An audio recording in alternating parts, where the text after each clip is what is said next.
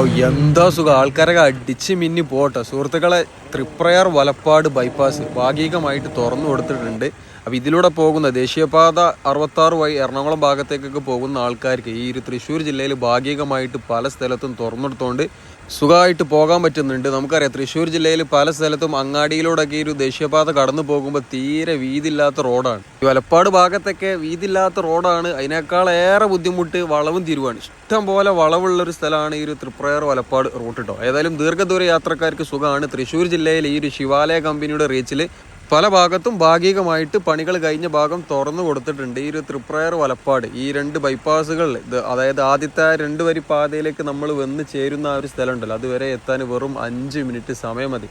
ആദ്യമുള്ള ആ ഒരു 2 വരിയിലൂടെ അങ്ങനെ ചുറ്റി വളഞ്ഞ് വരികയാണെന്നുണ്ടെങ്കിൽ 25 മിനിറ്റിലേറെ സമയം എടുക്കും ബ്ലോക്കുള്ള സമയത്ത് കേട്ടോ. ഇപ്പം എന്താ സുഗന്ധരോ, ആ സൈഡിലൂടെയും പോകുന്നുണ്ട്, ഈ സൈഡിൽ കൂടിയും പോകുന്നുണ്ട്.